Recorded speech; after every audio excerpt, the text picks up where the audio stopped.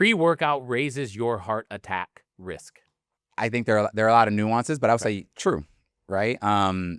Depending on who you are, right? If you already have clogged arteries or you're at risk for clogged arteries, then pre-workouts, because of what they're going to cause, because of that excess in caffeine, that high sugar, it's going to cause basically an increase in your heart rate, and for a lot of people, their blood pressure as well.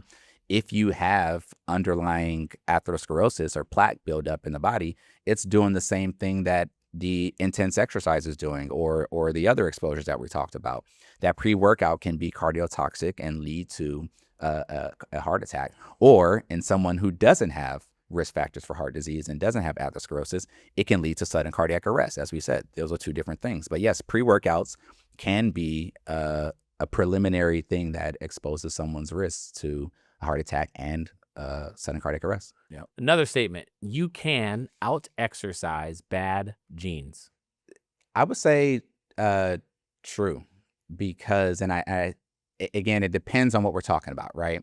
So using our example of hypertrophic cardiomyopathy, which is a genetic problem, right? There's a mutation in the sarcomeric gene, right? Or long QT syndrome, right? Or Brugada. These are conditions where there are genes that have led to these conditions, and you're not out exercising those genes, right? These aren't things that you can fix based on doing more exercise. But genes that can lead to heart disease, genes that can increase your risk of having a heart attack, you can definitely out-exercise those to try to reduce your risk. An example would be something like having a high lipoprotein little a, or LP little a, right? This is something that's more of a genetic marker that says you have a higher risk of having a future cardiac event. This is something that you had no role in creating. This wasn't because you weren't exercising. This wasn't because of bad diet. This was something that was genetically based. But knowing that you have this bad gene, right?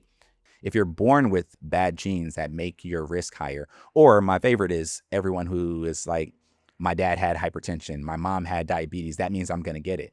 No, that means this is something that may run in your family, not because it's genetics, but typically it's because it's lifestyle. You know, there's a joke that's people are like, diabetes runs in my family. It's like, no, your family has diabetes because no one runs in your family, right? There's a lifestyle that's inherited,